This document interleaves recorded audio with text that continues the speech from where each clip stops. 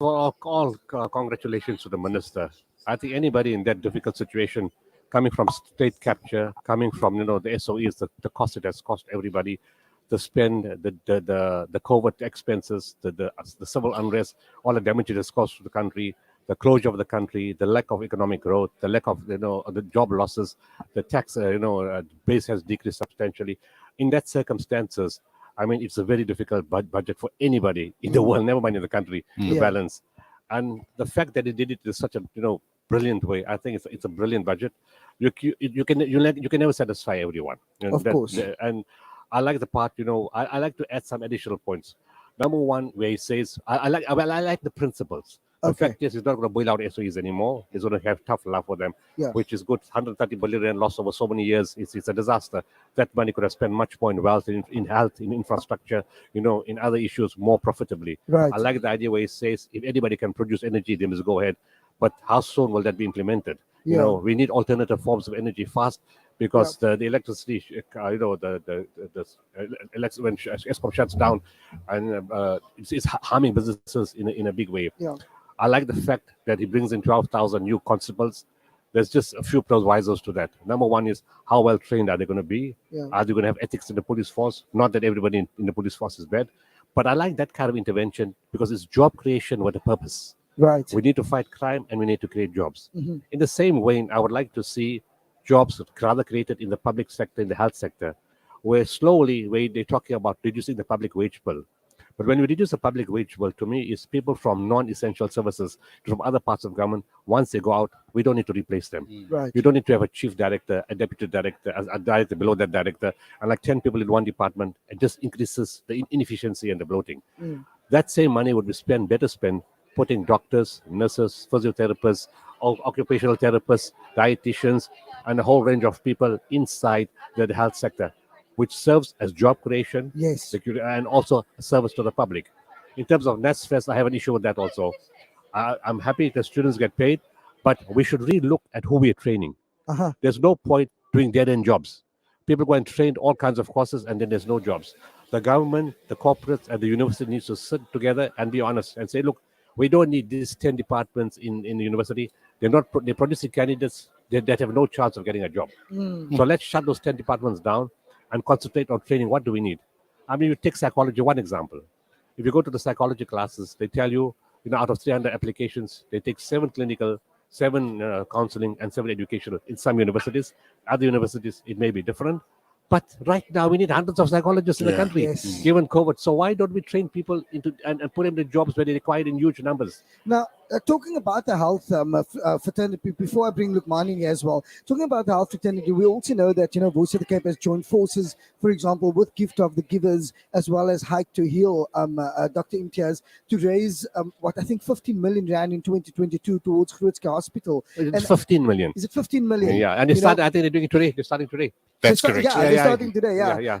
And how important is it, for people to rally support, to lobby support, for initiatives like this, like with the Gift of the Givers, the Voice of the Cape, Hike to Heal, to be able to reach that amount of money? Because, I mean, there are 6,000 essential surgeries that needs to take place. That's the additional part which I want to speak about in terms of the budget. Okay. You see, the government is playing its role. At the same time, it has to. It just can't continue in the same vein. I like to see more money for the SIU. Because I guess that brings returns. I was with the head of the SIU last week, and money we spend on them will bring us money back. Because when we attach assets and we find the money that's stolen, it brings money back into the fiscus. So we need to spend more money in that, and we also need to spend more money on the NPA to get people who can actually bring results. The rate of prosecution is very dismal, and that needs to be changed. Otherwise, it doesn't give people any encouragement and any hope. So, on the same vein, whilst government is now trying to achieve what it's achieving, civil society has to step in. Right. And this is where we ask, let's build the country together. A part of active citizenry, where we tell the corporates, okay, government is doing its, but it can't do anymore. Yes, we've had the disasters of the past, but let's move on. We can't live in the disasters. We have to carry on in the future. Absolutely. Put your money and help us upgrade hospitals, upgrade schools, put school toilets, and let's, if where there's no money for staff in hospitals, let's have what is called a supernumerary payment. In other words, you pay for the registrars, you pay for the posts, and for the next 2 or 3 years, let's help hospitals and government out. You pay for and get your tax benefit from that, and let's do that. So let's corporates get in to support that kind of initiative. Then we Brilliant. need to take the next stage, tell corporates, let's cut imports from China. Let's start and ask the country support what is made local. We start supporting local textiles and leather. There's massive job creation. Textiles and leather creates huge amounts of jobs. And let's tell South Africans, let's travel locally. Ask the hospitality industry to drop the prices like what they did in December, and tell South Africans for the next 2 years, let's travel locally. In that way, we support the economy on all sectors. And when we do that, at some point, we reach a balance. And when we reach that balance, we then ask the government to reduce the fuel levy, because the fuel levy is unnecessarily high. It's unreasonably high. Yes. It's almost the double the price. The neighbors are buying fuel from us at half the price that we're paying. It doesn't make any sense. And if anybody's affected in a bad way, it's the ordinary citizen. Yeah. And at some point, we need to have the balance. I want to bring Lukman in here because he was quite excited to see Dr. Imtiaz Suleiman and Gift of the Givers being present here at this event as well. It's my fellow Durbanite. I have to be excited as well. Let me just hand over this one to you quickly. Perhaps it'll just be a little bit easier. Thanks so much, Dr. Imtiaz, for joining us this morning. Really appreciate it. You know, on the lighter side, your organization is seen almost all over as well. What's your gym routine like? I mean, do you, I mean, it's very important that you look after yourself in order to look after others as well. I mean, do you keep in shape? Do you go to the gym? Do you take hikes? Because it must be very mentally and physically straining. Oh, you asked me the wrong question. Lucky my wife is not here. Your diet must be important as well. Yeah, well, I don't eat much. My diet is very controlled. It gets messed up when you're traveling, unfortunately. Yeah, exactly. And I have traveled too much, but locally mostly. I have no time for exercise, no time for training. My wife says the only thing that works are my fingers on the phone. Yeah. And I keep saying I'm gonna keep enrolling for a gym, but I get bored very quickly. I used to be super fit long before this. And I keep saying I'm going to enroll. I need to do that. I've got 2 stents put in November last year. And I'm supposed to be walking, which I'm not doing. The only walking which I'm doing is between offices and between meetings and that kind of stuff. Right. And an organization like Gift of the Givers as well, you have lots of staff, you have lots of projects as well. How do you keep your team motivated in order to deliver the service that you do? We have regular staff gatherings. We do even when we have Zoom meetings, but we're on site with them. I'm on the ground, most of my staff, most of the time. But the people who come to me have come because they are motivated to do this kind of stuff. It's not like a job selection. Okay, here's a application, come in. They come to you, and they come to you with the right heart. This is not a normal job. You have to have the right spirit, the right motivation, the right compassion. You have to work on Christmas, on New Year, on Eid, on Diwali, whatever, Absolutely. And if you're not prepared to do that, don't come join us. Of course. It's a disaster-oriented organization, and people come with a passion. Alhamdulillah. Once again, Jazakallah for all the work that you and your team do as well. It's very, very appreciated from everybody in the community as well. Your engagement with government with regards to some of your projects as well. I know there's so much that one needs to do and still needs to do as well. What are some of the engagements that you have with government of how they can come on board to assist in various projects? Well, our engagement right now is we don't get any funding from government. We get involved in projects that require our assistance. We're not waiting for government funding, but we help government departments. And our intervention has been hugely in health. In COVID-19, for the last 2 years, we've been involved in supporting 210 hospitals for all types of, whether it's PPEs, pulse oximeters, non-contact thermometers, scrubs, surgical gowns, high-flow nasal oxygen machines, video laryngoscopes, medicines, and recently 40 hospitals in Eastern Cape had no food for the patients. We did that.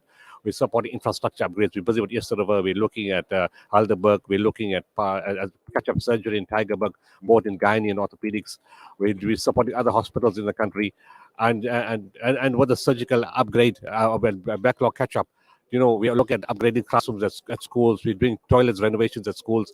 We're putting balls in the communities, in hospitals, and again in schools. So there's a lot of, and right now we're busy with negotiations to get involved in, and it's almost there. We will get involved in the upgrade of Charlotte Makeke. Oh, lovely. Yeah. Once again, Jazakallah so much for joining us this morning. Enjoy the post-budget speech as well, and I'm sure you're going to contribute in various ways. Thank you. Inshallah. The voice there of Dr. Imtiaz Suleiman of Gift of the Givers. And of course, we will be continuing this broadcast all the way through until 9 o'clock this morning. A quick message from Shamila on our Facebook this morning saying salam to everybody. Gift of the Givers, keep up the excellent work. May you and the crew always also grow from strength to strength, and you and the crew. Always, alhamdulillah. May your organization continue to flourish, inshallah.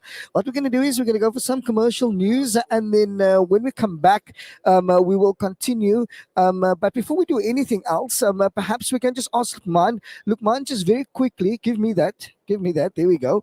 Then you go Technical over stuff. there.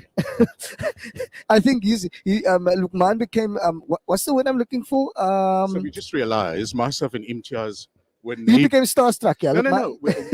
no. We were neighbors growing up in Durban, so that we realized that, and he was good friends with my brother. Ah, So I just wanted to pass my okay. salam. Just very quickly, what's happening on the roads on your side before we okay. go to some commercial news, and then Yeah. we will take it to the news at the top of the hour. Okay. So let's have a quick traffic update, and then thereafter, inshallah, we'll go for some commercial news and the news at the top of the hour with Junaid Benjamin. It's a live broadcast from the CTICC with a post-budget breakfast. We see all the dignitaries arrived. I see the likes of Premier Alan Windy. I saw Nizar Pankaka. I saw many other ministers here as well. We'll go through them name by name as we go along. Lukman, I'm yeah.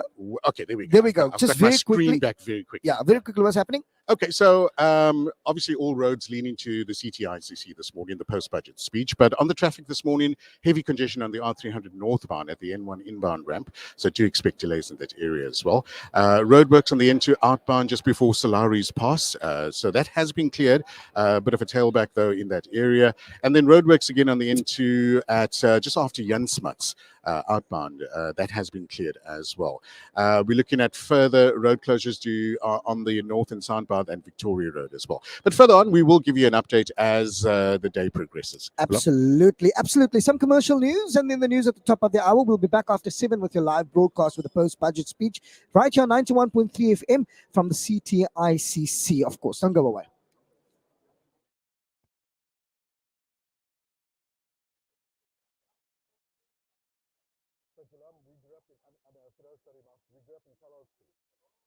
And then his family and our family were sort of neighbors type of thing.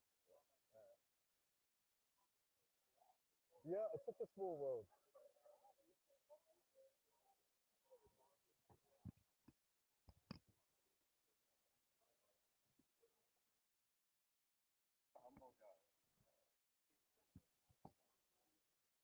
So like I said, he went to school, my brother went past school.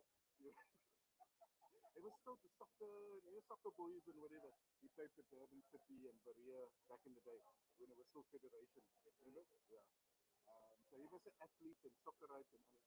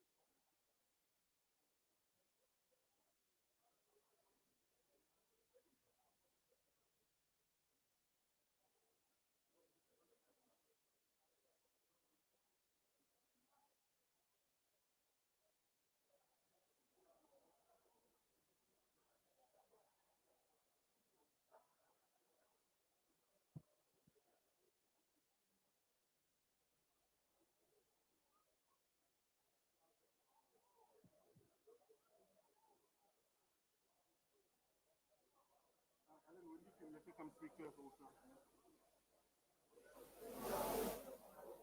I'm going to get another chair just in case we have guests. Yeah. See if you've got the around the corner.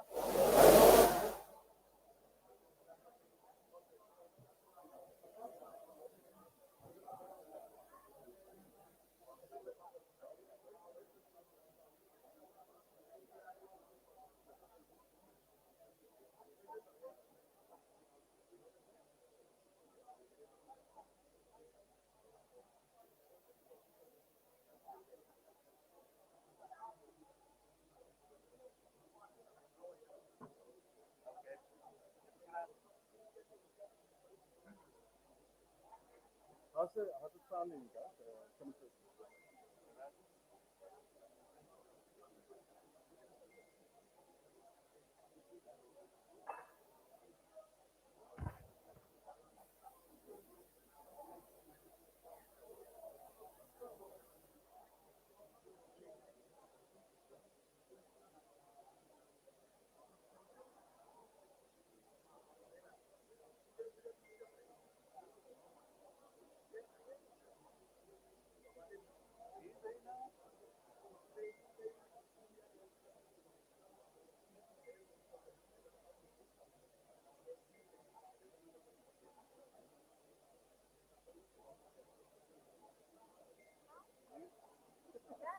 You were first representative.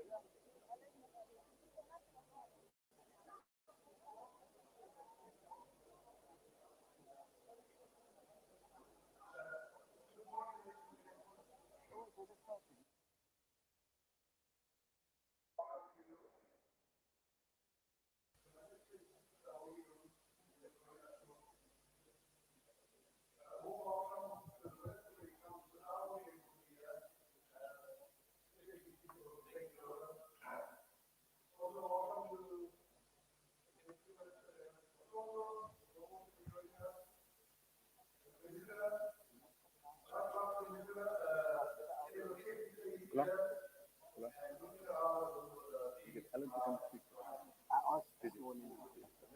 The target I was speaking to downstairs, and then I was very good friends and he said, bodyguard for the prince.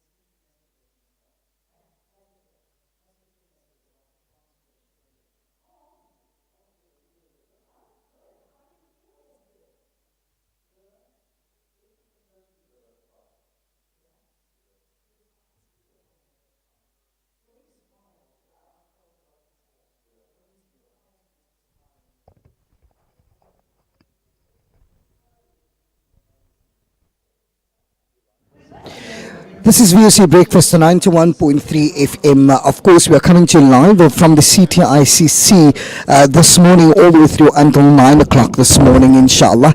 My name is Ghulam Fakir. I've got Lukman Shaidrakas as well with me, and the Finance Minister, Enoch Kurungwana, actually just also graced us with his presence. You can hear in the background, there's a bit of a banter going on between Leanne Manas as well as the Finance Minister at this stage before they go live, because once the program goes live, it means that it's on television, and as well VOC will be able to take that feed as well. Shall we cross over to the podium now, because they are already now talking and kickstarting the discussion around the recession. Let's take a listen. It's suddenly you've got to become a trapeze artist, where you've got to walk along this fine line of not going that way and not going that way, but staying in the middle.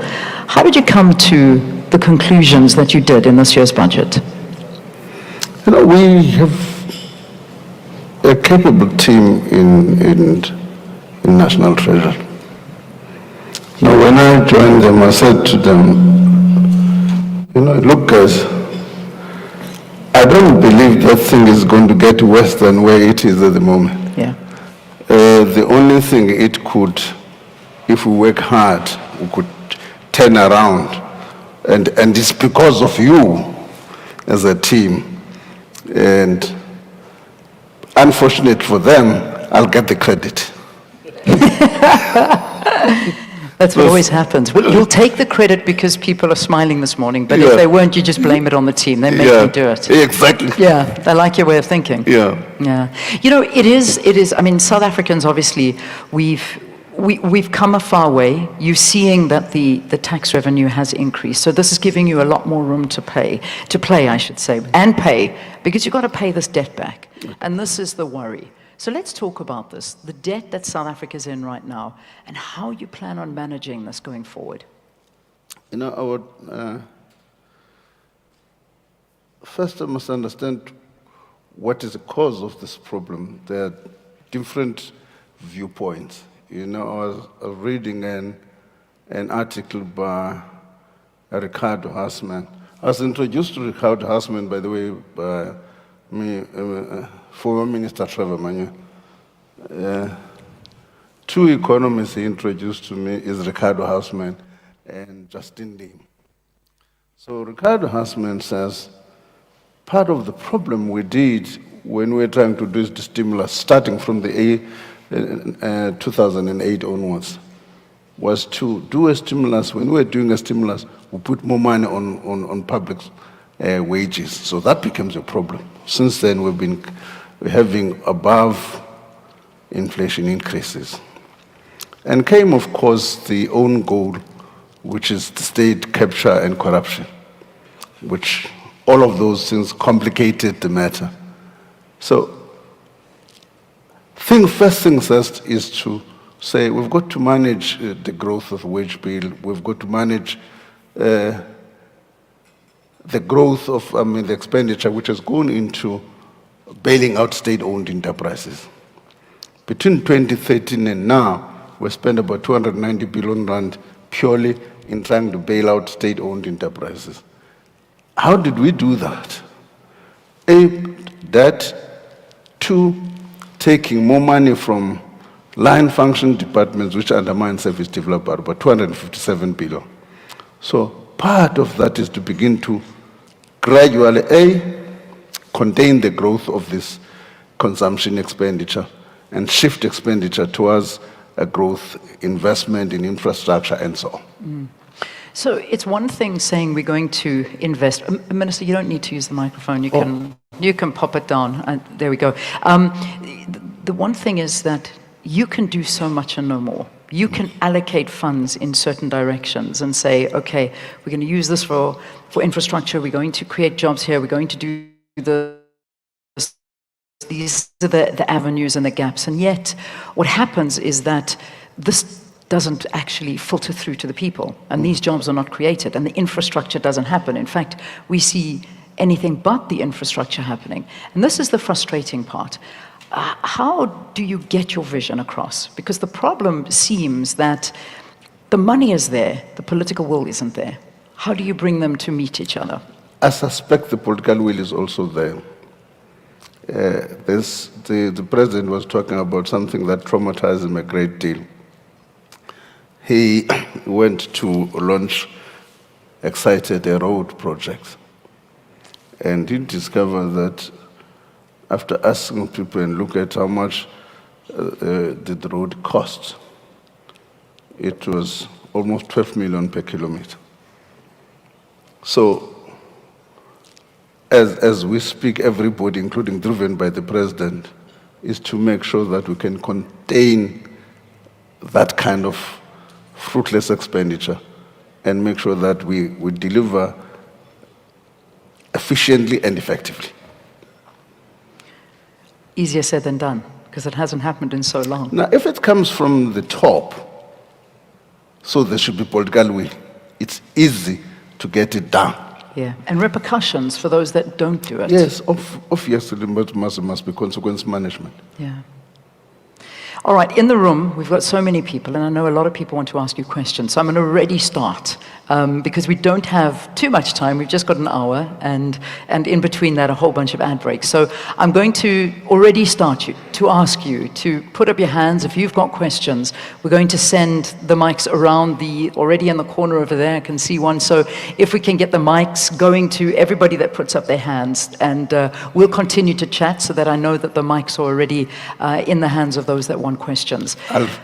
You know what normally happens? I said to my team, you know what? Yeah. Normally politicians were not normally bright people. You don't normally bribe people. We're not normally bright people. You go into a meeting, you make the right noise and get elected. Yeah. And if you're fortunate, you find yourself being a minister.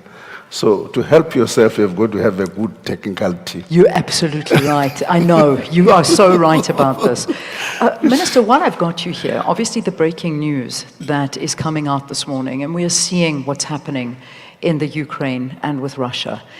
This puts a new angle, I imagine, on all economies around the world and to South Africa as well. We're seeing Brent crude that has now gone through the $100 mark. Financially, is this going to knock us as South Africans? I'm sure you've been thinking about it for a while, but it's hit us by a big surprise this morning that this war has started. I mean, it is good. I mean, so far, my own analysis is that these events offset each other. Right, you've got the price of crude oil going up, which will impact on our fuel prices. But at the same time, we have seen the price of coal and other commodities going up. And as exporters of that, we're likely to benefit from that. So it's difficult at this stage to say which one is likely to be the major impact on us, on our side. Yeah, but it is something that we're watching very closely. We're watching closely. Yeah. You talk about the petrol price and the fuel prices, and I think we're all very relieved that you didn't increase the levies, because I don't think we can handle this anymore on the petrol price. I mean, the Road Accident Fund, I think since the 1990s, this is the first time it hasn't been raised. Were you hearing the calls to not only not raise it, but to reduce the taxes? Because even now, with Brent crude going up to the levels that it is, this petrol price is going to keep on soaring. I don't think we as South Africans can afford this. Look, there are distortions on the fuel price, no doubt about that. First, from the basic fuel price itself, there are distortions. You can still knock some few cents out of it. And secondly, more than 40% of it is administered prices in what you have on your, what you pay in your, when you go to the petrol station. 40% of every liter is administered prices. Yeah. So in that sense, we are distorting the price of fuel. We need to think how do we deal with that. Yeah, I think so, because it's a lot. It is costing a lot to fill, and people are It's struggling. something we're discussing. Minister Mandash and I have put up our teams to look into the future of the fuel price. Grants. As you can see, I'm going fast here because of timing. Welfare grants is a wonderful thing, and I had a conversation with the SARS Commissioner now, saying that, you know, it's lovely that we are able to assist South Africans where we can. And I mean, we're sitting at a point where around about 18 million South Africans are dependent on some form of grant or the other.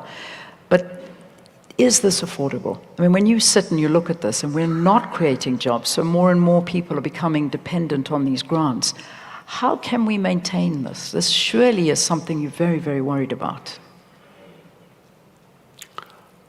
Look, somebody has accused me of being anti-poor when I'm trying to argue in a different way.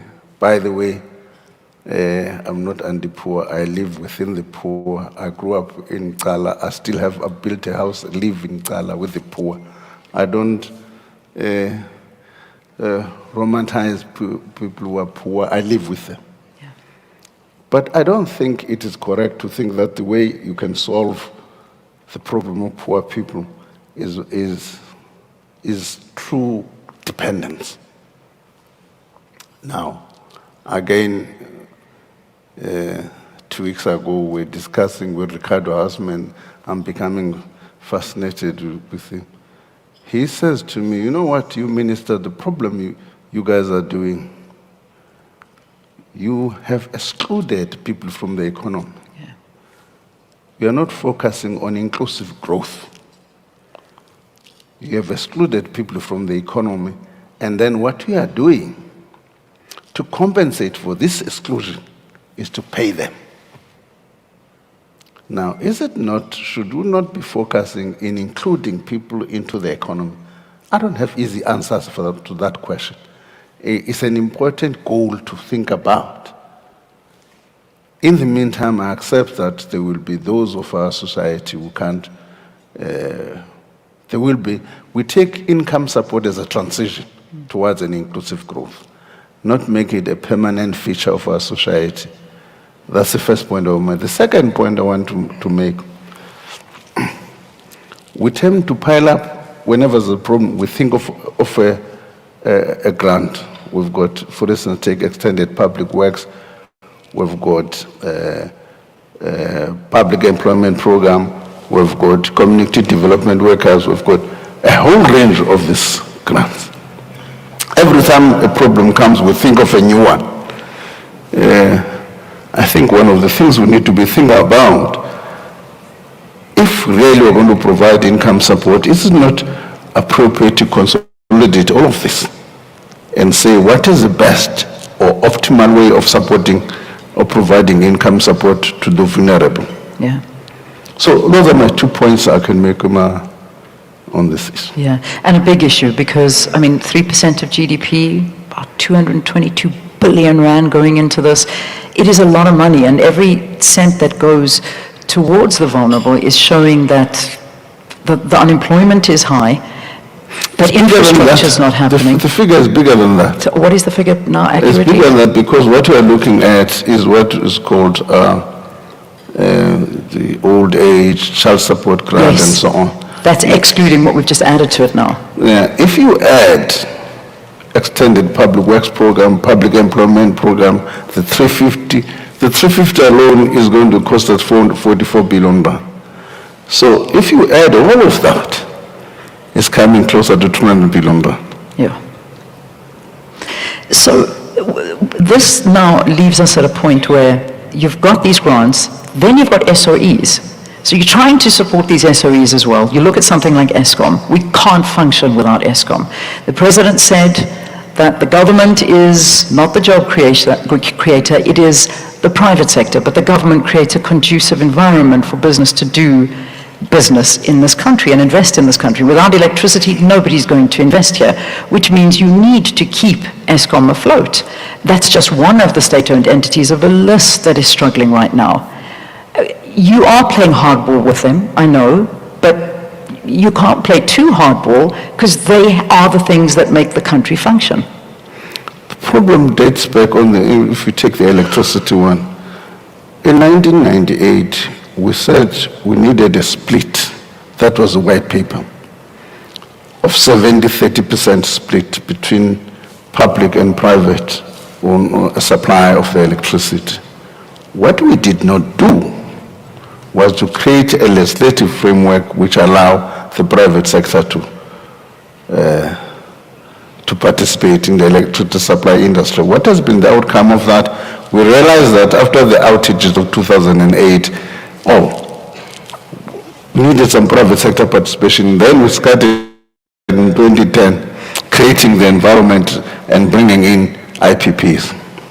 Now, the effect of that delay is that almost 90% of electricity in the country is still with ESCOM, and therefore makes ESCOM indispensable.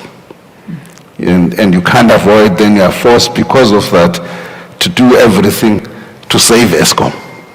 And as a result, from 2008, when we started with the outages, to now, we've got spending most of our efforts and funds in saving ESCOM than in making sure that we've got a reliable electricity supply. Those are two different things. And my argument is that while we're saving ESCOM, we should put in more effort in getting more electricity into the economy. It's a huge constraint to growth. Yeah, it really is. I want to go to our first question. We'll continue chatting as we go along, but we have got a room full of incredible minds. So I think, if I remember correctly, our first question was coming from in the corner over there. Is that right? Yeah, please, go ahead. Please introduce yourself and then pose your question. Hi, good morning. My name is Tony Ehrenreich and I'm with Kusatu. I really want to commend the Minister on the measures that responded to the social wage issue and the SRD grant, because that certainly goes a long way to providing some relief for people. But there's two questions I have on the budget. The first one is, while we're reducing debt, there doesn't seem to be a huge stimulus focus of the budget. The amount of jobs we're creating under the presidential program has declined in what it was last year, so some thoughts about that. And then on SARS, a big part of the extra windfall has been attributed to the cost of commodities, but I think there's been a good job in SARS in collecting revenue also. And it's important to identify what the sources is so that we know how that can be a part of the recurring expenditure in the budget. So those two questions. Thank you. Nice to see you, Tony. My eyes are failing me to see far back in the room. I'm glad that we've got Labour in here, because this has to take up quite a big crunch of our conversation. So, Minister Q, let's talk public sector wages. Look, I mean, I don't have an answer as to, if you look at the public sector wages, the argument is, the unions are saying, look, your problem is not headcount. Now, if your problem is not headcount, where is the problem? Then people said, no, your problem is because over the years you've had wage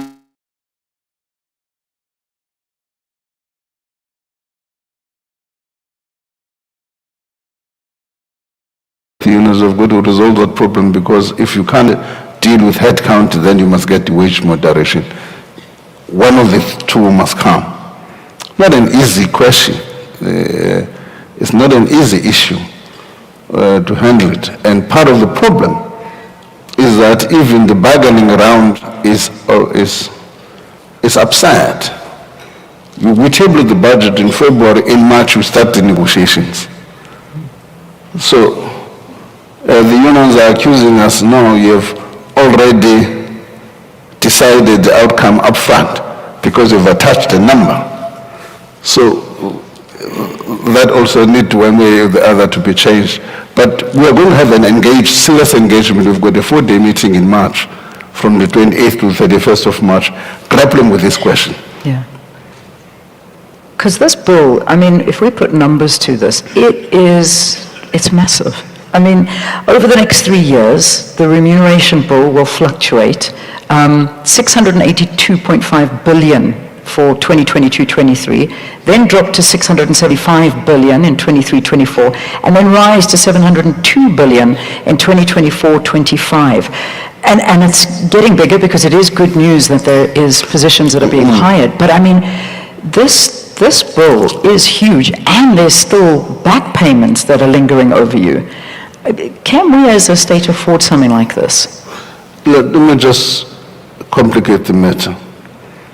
There's a constitutional court case. Yes.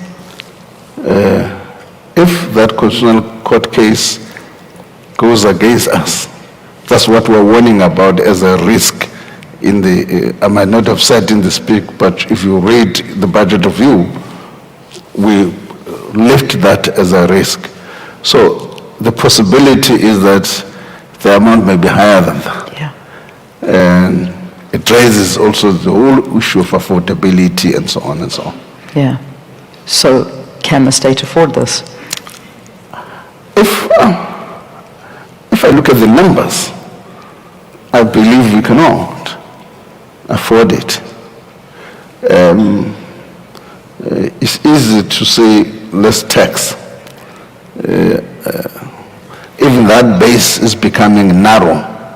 You know, there used to be about, I don't know, Momo can check about the figures, I suspect in Chris, we're probably come down to about 5 million people. As a result, people have lost jobs. So that base is narrow of personal income tax. Companies that were supposed to tax are retrenching people, which is a function that they're not profitable. Company tax, you're taxing profitability. So companies are not profitable. So if you're saying that, everybody says, no, you're taxing the poor. So it's not an easy task. No, it isn't.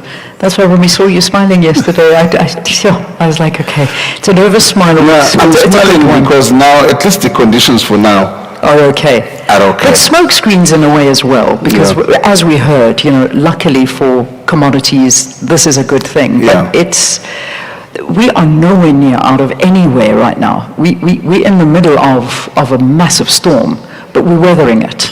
Let me just say, if we can contain the growth of these issues which are related to consumption expenditure, we can contain them. There's no doubt, in my view, that we can continue smiling. All we need to do is for all of us to begin to agree that there's a future out there, and if that future, in order to us to build that future, we need to take some decisions which may not be comfortable for now. But we are trying to say, let's take those decisions, but in the long term, they will have a better future for all of us. All right, let's get some more questions from the floor, and then after this next question, we'll quickly take a break. So I know we had Tony in the corner. Would somebody raise their hand? There were quite a few hands risen. Let's just get another question. I think, was there somebody at this table over here? That is exactly what I want to see. Stand up, stand up. What is your name? I told the viewers earlier that we do have some learners that are here with us in the room today. So it is so nice. What is your name? What school are you from? Good morning, everyone. My name is Nesipo Funda, and I'm from Manyana High School in Kailicha. Lovely to meet you. So, Minister, firstly, I would like to congratulate you and your department on how you have managed to distribute the budget fairly. So, you said yesterday that you will give ESCOM 136 billion rands to pay off its debts. So, what are you going to do to make sure that ESCOM does pay its debts and without the money being misused? Thank you. Hey.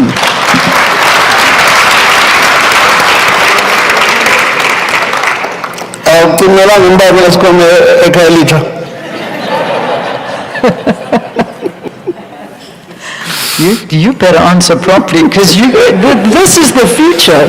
They're going to shout at you. Yeah, that's a difficult question. I was in another one last night where Old Mutual and NetBank were having students. They were also asking me difficult questions. Yeah. That's a difficult question. Not only are we giving them 136 billion, we've already, that one they've taken. There's 88 billion coming, going to them. The question is, what are we going to do to make sure that ESCOM uses this money productively? We don't have load shedding. We don't have a whole range of things. Now, it's a conversation, and maybe because I'm on a public platform, it's a discussion we're having with the people responsible for running ESCOM, that it's important that the money that we get to ESCOM, we must realize value from it. You know? The CSIR has done some studying of how much damage to the economy the load shedding has done. The study says it's 338 billion rand. I can't remember from what period. You can remind me, viewer, I don't know from what period. But of that, 35% of that damage was only last year. 120 billion rand. So something needs to be done about making sure that ESCOM does the right thing. Because it seems to me we're not better off than we were in 2008 when we first started with the outages. Yeah. So ESCOM, we've got to concentrate on getting ESCOM to do the right thing, but we've got to make sure that there are other players in the system. In the absence of that, we will continually be held at ransom by ESCOM. All right, we need to take a break. We'll continue to take some more questions from the audience, and I'm hoping that we'll hear a bit more from our learners in the room, particularly about education. A live broadcast on 91.3 FM. This is VOC Breakfast. Do we have news at do we have news? No news headlines at the bottom of the hour now. So basically what's happening is that we're finding ourselves out at the CTICC as the post-budget breakfast that is happening with the Finance Minister Enoch Godongwana and of course Lukman and I. We are here with a fully fledged team. Lukman, I mean, it's also nice to see some of the learners. In fact, they've just heard one of the learners from Khayelitsha posing a question to the Finance Minister as well regarding ESCOM. I think it's wonderful to see. That's the youth and the future of our country as well. And putting the minister through his through just a very new minister into posing some very important questions. And I think the way the learner posed those questions is what we all would like to know as well, with regards to how we live and manage our household. ESCOM and how are they going to be holding ESCOM actually accountable? I agree. You know, so I think that is important. We will be continuing this broadcast live here on 91.3 FM, 95.8 out in the Boland. Each radio station, I believe, has also got a question that they need to ask to the minister. So I would like, Fasih and Lachey and Firoz and I and Lukman, we were talking about what do we ask, you know. And when I look at the demographic of the Voice of the Cape, I'm going to ask our listener to let us know what it is that they want me to ask the minister. So I'll be asking the question a little bit later, but it's entirely up to you to let me know what it is that you want me to ask Finance Minister Enoch Godongwana a little bit later, inshallah. And hopefully you give us a straight answer. Hopefully you can give it, look, yesterday, first of all, yes, straight answer, because a lot of them, you know, wing it. You know, they wing it through the broadcast and stuff like that. He is on a public platform, so what he says is also needs to be, I won't say vetted, but he needs to be very careful in terms of how it is he responds to certain things. Absolutely. Was that SP? Was it SP? Yeah, South Peninsula High School. Oh, nice. That is here from the southern suburbs. Some of the learners are here. We saw learners from Khayelitsha. There was another school here that I can't actually remember the name, but you also see a lot of business-minded people. As well. So I'm just trying to understand it. They're going through the radio stations and the questions that needs to be asked. So we encouraging the listener to maybe send through, but I think we have a question here as well that we would like to pose to the minister. Okay, I think it's going to probably come this way. Yeah. So I don't know. The television obviously is on a commercial break at this stage, so they're just trying to field some questions with regards to the finance minister. The question that we are going to ask this morning, of course, is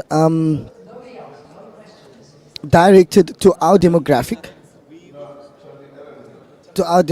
So we're just hoping to see what it is. In fact, they're going to be going live very soon. Look, man, we've seen, you know, a lot of people were talking about the old age pension, you know, that has been increased by 90 Rand, and where and how much, you know, it is increased. So those are things that people are saying, but this is not enough.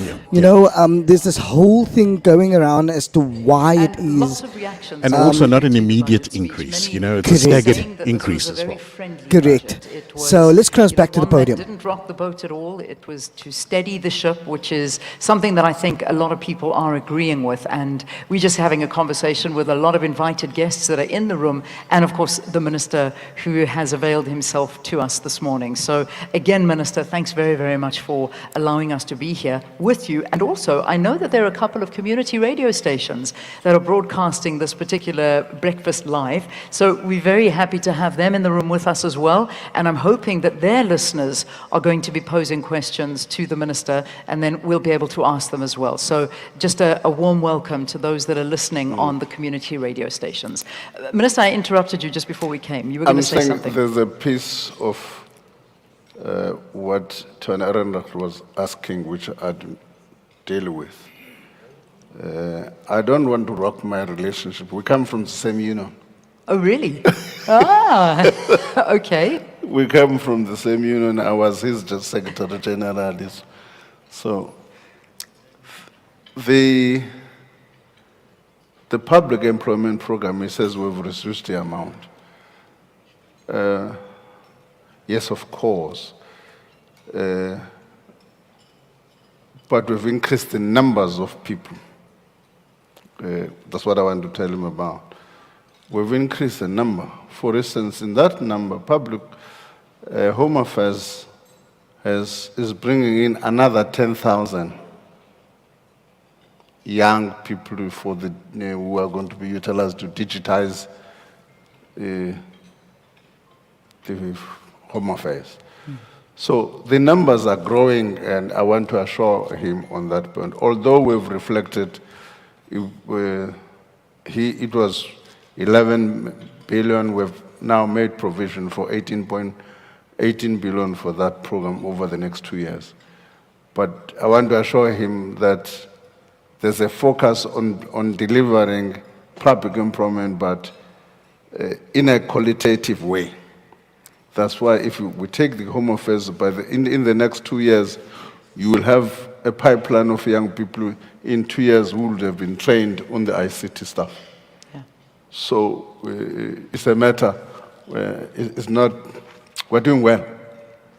Good. I told journalists yesterday when they were said, no, relax. We're doing well. There's a question coming from the lady at the table there. Hi, good morning. What is your name? Your question. Morning. Thanks, Leanne. My name is Linda Makoma, and I am the president of the Association for the Advancement of Black Accountants in Southern Africa. Good morning, Honorable Minister. I think what we have today, and even from the question that was asked by the future of our country, is just about how we're going to make sure that these funds that we are talking about are going where they should be going. And mine is more of a comment and a message of support to you, Minister, to say thank you for your maiden budget speech and what you plan to do, but as an association with accountants and the bean counters, also to pledge support, because I think we raise a lot of the concerns, but also how about the solution? And I think organizations like ABASA do form part of that solution. So to you, Minister, also to pledge that support around dealing with some of the issues that are also in the municipalities. Thank you. Thank you very much. Let me just say, there's somebody who I spend much time in my department debating and arguing with, sitting right on my left, Edgar Session. I'm coming to your point. We're fighting with him over the infrastructure. He comes to me angry, he's carrying a cup of coffee. He says, Minister, your problem is not money. I said, what's the problem? He says, your problem is capacity to deliver. I'm coming to you then, Abbas. I then said, what we should do, he says, why don't we ask if one company, just say a big company, said, build all the schools. I looked at him. He says, you know what? Your problem is going to be your clan. And my clan is my party. My clan is going to my party. He says, we try to do with PPEs. We organized one company, Imperial, to do all of those things. You know what happened? Your clan revolted. So what I'm I'm narrating the story, but I'm coming to a point, Linda. And that point is, in order for us to deliver this, including the infrastructure effectively, what we need to do is to mobilize the skilled base in our country. So, in discussing the same matter then on these schools with my counterpart, the Minister of Education, she then says, no, what we need is not a construction company, but a consulting and engineering companies to do something tanky, to be able to supervise the construction company, supervise everybody, but we need, in other words, I'm trying to say we want to change the delivery model we're using at the moment and bring those skills across the system. There may be areas where you are going to need accountants, there will be areas where you are going to need engineers, but the point is taken. Imtiaz Suleiman, I know, is in the room. We'll get the mic to you now. Imtiaz, are you in the room? There you go. I want to talk to you, Imtiaz, as well, from Gift of the Givers. And obviously this is a lot to do with, Imtiaz, good to have you. I'm going to ask you for your response to the budget. And also, we know that Gift of the Givers has been doing a lot of work in the health sector, helping out disaster areas, helping where you can. What's missing? We know that the money goes, but it's organizations like yours that step in to do the work that the health sector should already be doing. So this is the point of where we talk about the money gets allocated, but the service delivery doesn't happen. And this is where the problem comes in. Now, you work on the ground, you work with communities, you see what's going on. So I'm going to ask you for your views on what's happening. Thank you, Leanne. Good morning, Minister. Congratulations on the budget. I just want to make some things in context. Given the difficulty that the Minister has faced in terms of state capture, the cost of the SOEs, COVID-19, the unrest in July, and the economic climate, the job losses, the decreased tax base, the failure of exporting to a large extent, all that has put a great burden on the country. And to come up the way you've come up, I don't think anybody could have come up with anything better. It's a huge achievement. And your honesty comes through, your integrity comes through. Leanne, before I answer those questions, we should not be looking at the budget only. We should look what's important for the development of the country. And that government can't do that alone. We need government together with the private sector as well as civil society to work together. You set the template, you're saying SOEs, you're putting tough love to them, you're creating more jobs. And the type of jobs I like are service-oriented jobs. For example, you want to bring 12,000 policemen into the service, which means you're fighting crime and you're creating jobs. By the same token, I would say in a lot of government sectors, we have too much of jobs which are not necessary. People may not be happy with that, but you can't have a chief director, a director, a admin, another admin, another director, 6 people and nobody can sign the forms. And that delays service delivery. Everything takes so long. It's bloated service, more money getting lost, we're wasting money. So as much as the unions are unhappy, we need to take off some of those jobs, they naturally leave, but we're getting jobs in other sectors which are service-oriented. Why is the health sector falling apart? We said we're doing lockdown on the 15th of March 2020. Well, that wasn't lockdown, it was declared as a national disaster. And on 27th of March, we said we're doing lockdown. We were probably the only country in the world that did a lockdown without a wave. So it was a premature lockdown that affected lots of jobs in the country. And we needed to say, and we said we're preparing the hospitals. We didn't prepare the hospitals. We didn't put oxygen points. We didn't put more staff. The hospitals were already overstretched. The workers were overstretched, the healthcare workers. They were exhausted before COVID. And in COVID, it was a disaster for them. Over 1,000 died. We didn't replace that. And still after COVID, we haven't replaced it. We've put a moratorium on job creation in the hospitals. So not job creation, it's not job creation. It's life saving, it's a necessity. We haven't done that. And the type of budgets that we have, we need to implement jobs in this kind of sector. Teachers, we lost 2,000 teachers. Are we replacing the teachers? It's service oriented.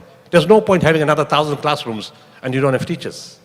We can put up all the equipment in hospitals, but you don't have the personnel to run it. It makes no sense. So we need to have budgets geared towards service orientation.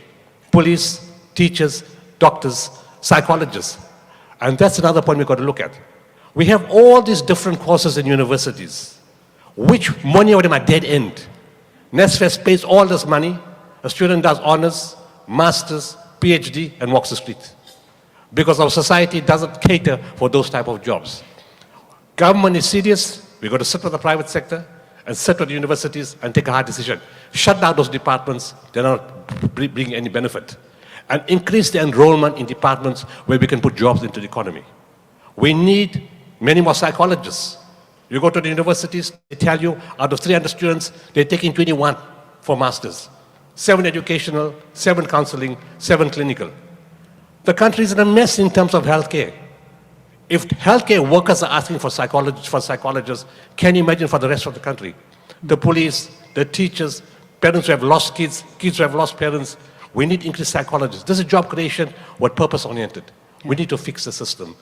And those are the kind of things I feel will make a huge contribution. You're right to see how ESCOM is using the money. We find there's inflated prices. A cancer machine in the private sector, you buy it for 20 million. In the public sector, the same machine you buy for 100 million. And this brings another point. Corporate societies, corporate companies are always there to say, government is corrupt. I have a question. Who corrupts government? The corporates have a huge role to play in corruption. That's why we have state capture. And we need to fix that system up. And this country needs morality, spirituality, values and ethics. You're right, you don't need money. You need these values to fix the system. And if that values are in place, we can fix the country. And as I said, we need to do this together. Whilst the government can't pay for doctors or healthcare workers and can't pay for infrastructure to schools and education, we call on corporates in this country. And even for Mandela Day this year. All right. Let's spend all the money on infrastructure. Forget about food parcels and stationery and toys. Let's use all our money to fix the schools, hospitals, and infrastructure for Mandela Day this year. Thank you very much. All right. Imtiaz, thank you. Sure. Minister, there was a lot said there. Do you want to respond? Oh, let me start by saying, I think health workers have done a great deal for South Africa. On that score, we would all be in agreement. The enormous sacrifice they did in dealing with the pandemic is difficult to calculate the impact. In terms of personnel, both, I've made the point, starting in the medium-term budget policy statement, that the funding that has been utilized to bail out state-owned enterprise has had a huge impact on frontline functions such as health, education. The unfortunate part is that those services are delivered at a provincial level. And the unfortunate part then, the provinces carry the burden, and we all accuse them of being... But what we're trying to do, which we said in the medium-term budget policy statement we want to do, is to shift and redress that imbalance. We've already done that. If you look at the budget that we've presented now, we've said how much is going into provinces to deal with for teachers, how much is going in for doctors, how much is in provinces. Gradually, we're beginning to shift resources in that direction. I think that is what this budget is attempting to do. But there's a broader question of corruption, which he has raised. Yeah. And I think we are also raising in the budget speech. And what we're saying, what we can do from a budget perspective is to ensure that the institutions that are intended to fight corruption are properly capacitated and resourced. That's what we're saying in the budget. But that is also corruption. To fight it requires a mobilization of society. Not only because, as Imtiaz is saying, there will be companies that are part who are corruptors. So what we need to do is a mobilization of society along a particular value system to ensure that all of us, not only, you know, I was looking at a march one day by public servants marching for corruption. I was asking myself, but if these people say they're marching against corruption, but who's corrupt? I mean, because the day-to-day work in government is done by them. So what we need to do is to make sure that civil servants themselves are organized, they can tell the truth, society, business, and everybody. I mean, somebody was, I'm not going to mention now, tells me a story that he was approached by a businessman who said, look, I've got a tender here, but these people say, this is the road, I must go and re-gravel a road in the middle of nowhere. But having got the tender 17 million, they said, give 2 million to this one and 2 million to that one, and take the rest and take a hike.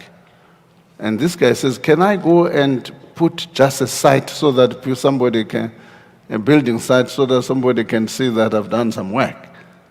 They said, no. After rains, no one will see that. Just disappear. Now, if that businessman did not disclose that, nobody would have known about this corrupt activity in government. So, but what I'm trying to say is that it needs cooperation amongst all of ourselves to achieve, to deal with corruption. It's all very well for people to complain about corruption, but when we see it, we don't act. So we need to mobilize society around that issue. Yeah. The last point is that all of these things we're talking about, including growing the economy, cannot succeed unless there's a compact, a common vision amongst all of us who work together to achieve that. The president has said we need to finish that in 100, make sure that we can lock ourselves in the next 100 days between ourselves, business and labor and everybody, to say what is it that all of us are going to contribute to ensure that there's growth. I was saying to Martin last night, Martin Kingston, I was saying to him last night, how many days are left out of that 100? Because the two of us have got to make sure that that happens. Yeah. Not many days. They're flying past us. They're flying past us. And Minister, we're listening to everything you're saying. And, you know, I suppose South Africans are very, very despondent. You know, when you listen to what's happening on the ground and when you hear the day-to-day living, I mean, I'm going through the Twitter feed as well, and I'm seeing what South Africans are saying, that it's well and good that we're all sitting in this room having a breakfast, talking about these things and talking about the billions, and then we talk about the trillions that we actually owe. But then they look around and they look at their lived experience, and it's making no difference, because only a certain group of people are just getting wealthier and wealthier and wealthier and laughing in the face of poverty. I know that you say you've still got your house where you grew up and you came from, and you understand poverty and you know what it's all about, but nothing's being done to fix it. And this is the problem. Firstly, jobs are not being created. I hope things will change. The reality is that roads are falling apart everywhere around the country.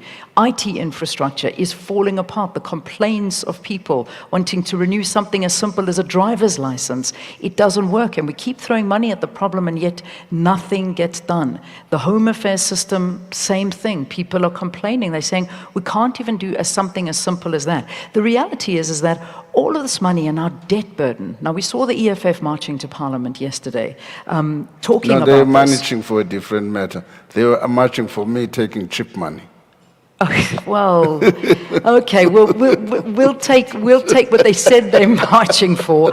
I mean, and this is the reality, is that we are in debt as a country to the tune of, 4.3 trillion, expected to move up to 5.4 trillion rand.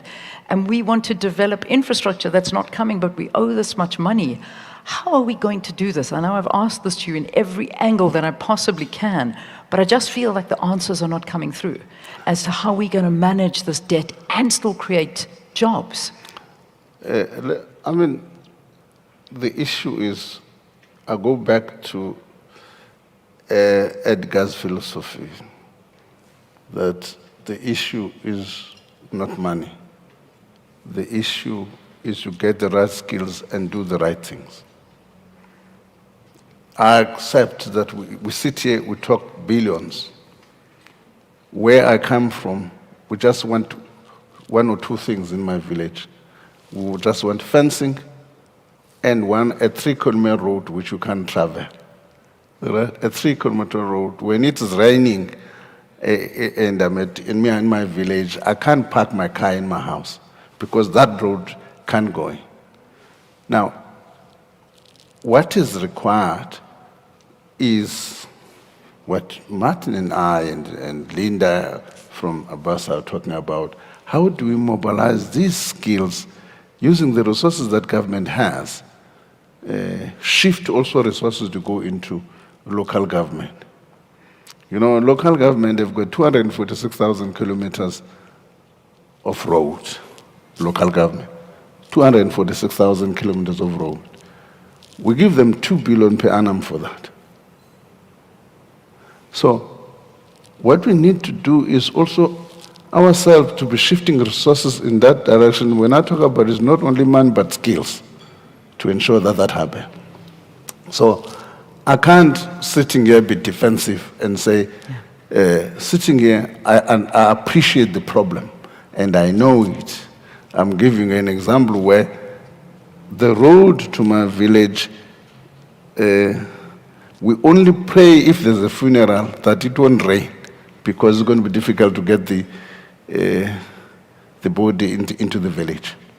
So those are practical lived experience people have. I know what I'm talking about.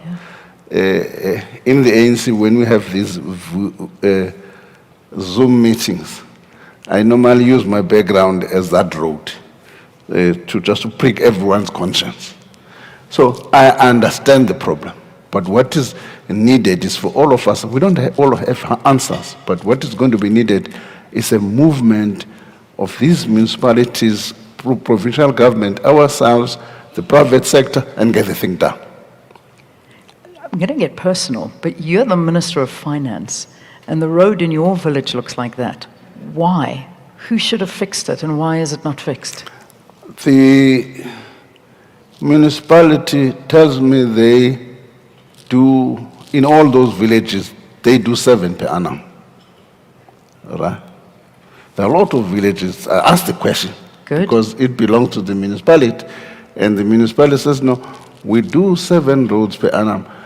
In your village, we did that one in 1 year. I can't remember what year. It goes in another direction. The one that goes in your home will probably take another 7 years. So I've worked something out here through everything we're saying.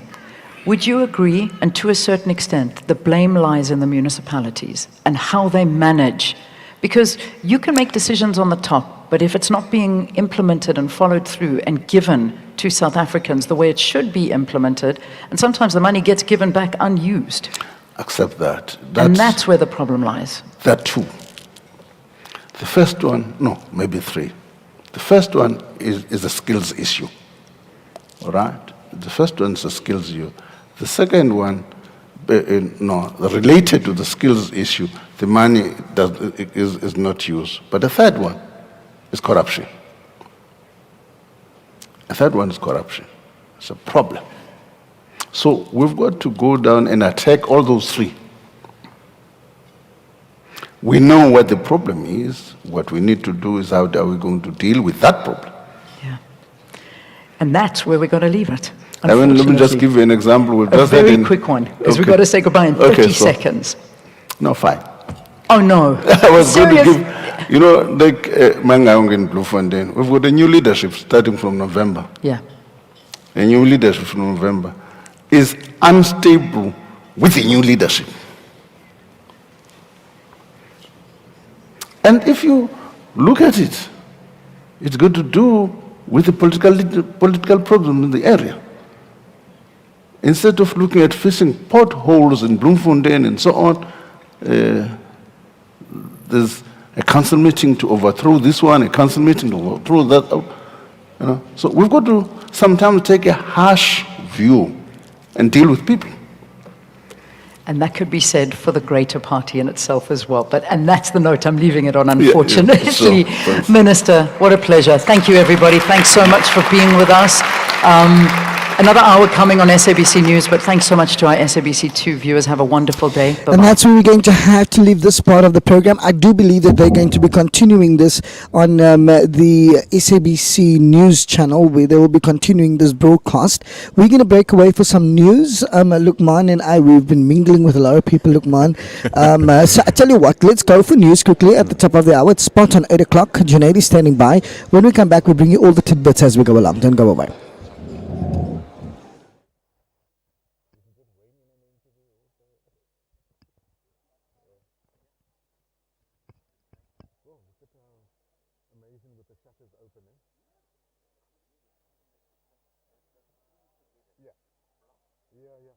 Yes, they do that. It's very similar to like at the cricket stadium as well. So my ex-wife used to be the marketing manager there at Newlands. So my kids grew up in the ground. Oh my word. Oh, look at my chummy from Durban used to work there. Well, Dina Nike. I think he just left him. I think he's moved over with his partner into the real estate side. But he was there for many years. Oh, is it? Wasn't what's his name there as well? Okay. But the big guy, what's her name? Natalie's father? Was it Natalie Beckett?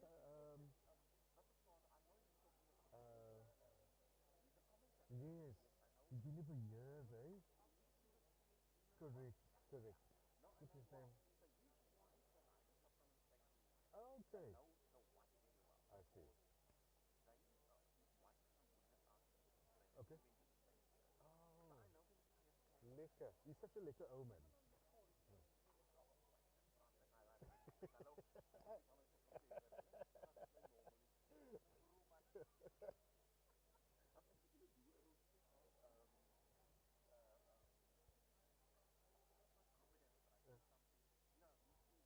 Yeah. Yeah.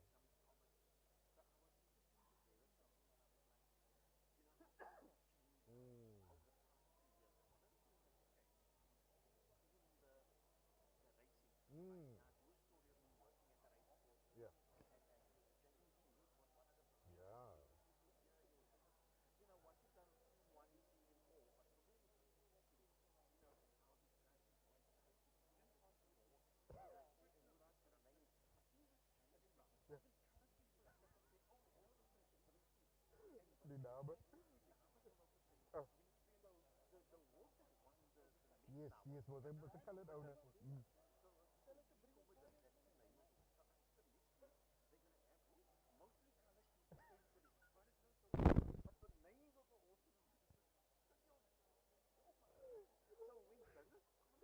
Yeah.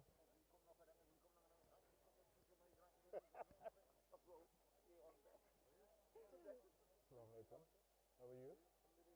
Alhamdulillah.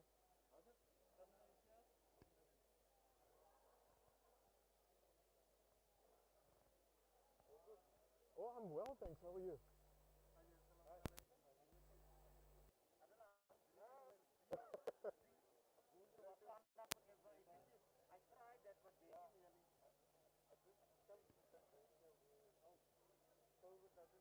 Yeah.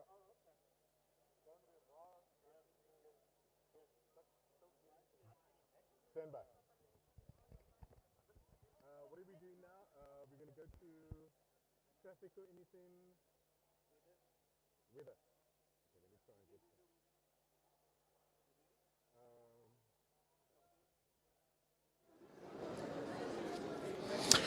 91.3 FM coming to you live from CTICC out here in the foreshore, and it's the post-budget speech with the good people from Bridgestone, and we've just had the Minister been asked a couple of questions, and also live on SABC as well. Leanne Manus was taking the Minister through his various aspects that he spoke about in the budget speech as well, and very, very interesting points coming up. Him trying to answer as efficiently as he could as well. Gulam? I think, there's. We're going to see a little bit of a mixed reaction in terms of the delivery today in particular. I think time is always a factor. We just cannot get too much of something, and then things slip between the cracks. And I think I was particularly concerned about the response that he had with regards to state capture. Dr. Imtiaz Suleiman, you heard it here first on 91.3 FM just before 7 o'clock, where he spoke about the very question he posed to the minister. And although his question was it was a very comprehensive question. It was. The response, I don't necessarily think it was warranted or it was answered in the way that he had hoped it to be answered, and his questions was absolutely valid. So that for me was a bit concerned. I actually tried to go to the finance minister now, hoping to just get a link from him, but he needed to rush because he's got another appointment that he needed to get to. But I believe you've got the weather details ready for us. Absolutely. Well, we're in the foreshore. It's looking. They opened the blinds just now, and we lit through the beautiful sunlight because when we got here it was still dark, but looking like a very cool day in Cape Town today, in the greater part of the day, reaching a high of 24. If you're heading out to Grabo, reaching a high of 29. Hermanus reaching a high of 25. Along the west coast, reaching a high of 28. Malmesbury reaching a high of 32. Paarl reaching a high of 33. Ceres reaching a high of 32, and Worcester reaching a high of 35 as well. Right. That's what it's looking like in the greater part of the Western Cape. Yeah, so it's looking good. So the next person that I'd like to bring in quickly as well, he is the former finance minister, serving in government for a very long time. None other than the former finance minister, Trevor Manuel. Good morning. Good morning, and assalamu alaikum to all your listeners. And thank you for availing yourself to speak to us. We've obviously seen Mr. Manuel. I mean, you've been in spheres of government, in the finance portfolio for a long time, taking South Africa forward, come 1994, etc. And you, of all people, know, the dire straits that we're finding ourselves in from a financial perspective. What did you make of the budget speech yesterday? A lot of people were optimistic. What are your thoughts? I feel very positive about the budget speech yesterday. I think that Minister Kodongwana brings a refreshing honesty. For your listeners who heard him talk this morning, you can feel his honesty, and that builds the kind of trust that South Africa needs. We need to be able to listen to each other, not shout at each other, to listen to what the evidence is, and to persuade each other on the way forward. And I think that is so strongly coming through in the budget yesterday. Second point about the budget, though, is that we've got to look beyond just the numbers that are announced and try and understand what the substance brings. I was very surprised with the police budget, because people say we don't have sufficient police. Look what happened in July last year. Where are the police? People are living through crime, and the poorer you are, the bigger an aspect of your life crime is. Yeah. Where are the police? And it's down to management. I mean, just on public order policing for last year, they underspent by 4 billion rand. Wow. For total police, they underspent by 20 billion rand. So that's, of every 1 rand that taxpayers had given the police to spend, every 5 rand that they'd given, 1 rand was underspent. Now, unless you have the quality of management that can fix the problem, it's not the budget. Yeah. It's the management. And one of the issues, and I want to speak to everybody about this, because The Treasury yesterday produced a document. It's 1,000 pages long. It's called the Estimate of National Expenditure. In that book, you can see every department and what the money is meant to buy. It's not the money, it's what it's meant to buy and whether those government departments are actually doing what they meant to do. That is the big challenge, and that's where we're coming short. Yeah. Minister, also, I think, you're quite familiar with the Voice of the Cape here in Cape Town. Our demographic, it really caters for people that is on the ground. And one of the concerns that they had is that the elderly people, they would say, hey, we've also worked all our life until we've reached a pensionable age. Why is it that we are not able to live on the pension that government provides? And then you have an increase of 90 rand, in this fiscal, in this budget. How can you make us understand in layman's terms, how that allocation has been made? Look, the big problem that we have is that the Minister explained this morning again, if you look at the totality of grants, there are too many people who are dependent on the state for their livelihood. What the President said in the budget, in the State of the Nation address 2 weeks ago, is that the private sector must create employment. Now, if people aren't, you see, the problem is not the size of the pension. If grandmother gets a pension and grandmother lives off the pension, she'll probably do okay. But grandmother has to keep children and grandchildren alive off that same pension. And that's what the problem is, because it can't stretch that far.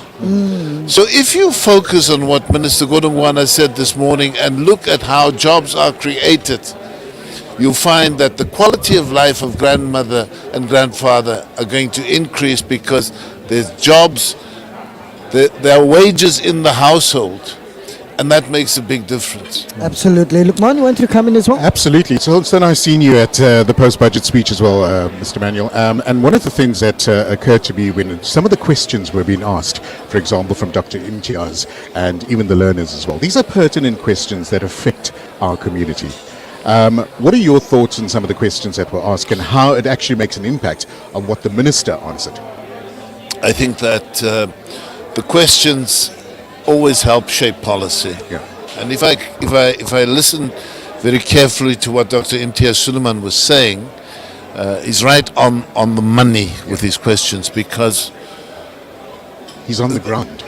The health workers who passed away as a result of COVID have not been replaced because even the people who will leave university, who left university, graduated from university last year with medical degrees and so on, it'll take them a long time to get up to the level of where those we lost are. And these are the issues that we need to understand. And so replacement is fundamentally important. The other issue that Dr. Suleiman and I were talking about is that if you look at, because the question of how many people are employed in the public sector is always raised. It's not the absolute number, it's what people are skilled to do. Yes. And what has happened in health departments in the provinces is that they've employed many, many more people, but these are not doctors and nurses or even nurse aides. They're people who do other things. But in the hospitals, a lot of functions are outsourced. Yes. So you go to a hospital and you see that the cleaning is done by, it's outsourced. The food is outsourced. And so there's very little that actually is focused on the health system. People, I know people from the Cape Flats go to hospital, and there are diabetics and people with hypertension and so on who need particular diets, and those diets aren't even provided in the hospital because it's outsourced to people who say, how many plates of food have I provided today? How will I get paid for that? It's not about the health of people. These are the discussions we must have. Absolutely. We've got to change how we discuss these matters, and we've got to find solutions. Now, also, Mr. Manuel, one of the things that people are also concerned about are also the lack, like you've mentioned, the lack of skills, for example, when it comes to the healthcare and so forth. But in terms of in layman's terms, he has allocated, for example, a budget for education. So we want to see these pilot projects happening, at schools with the different classrooms and so forth. But when he also brought it down to municipality level to be able to see, are these municipalities functioning the way it's supposed to function, as opposed to running a clean audit, but then the monies haven't been spent. So are we seeing a more, they're going to be a little bit more tighter on those kind of things? Look, let's start with education. It's a big issue. Yeah. There's a big divide in South Africa between primarily people who can afford to send their children to private schools and people in no-fee schools. Correct. And in no-fee schools, frequently there's too little involvement of parents, too little oversight, too little teaching that happens. There are notable exceptions. I spend a lot of time with schools in Mitchell's Plain. I am very impressed with the top schools in Mitchell's Plain. Absolutely. Spinrow, Glendale, Mondale. Yeah. The results are better than some of the private schools. But that's because you have very good management in principals and staff and involvement of parents. Without that, you're not going to get education. And if parents are interested, then you will get good quality education, because no point in parents sending children to schools who aren't being taught.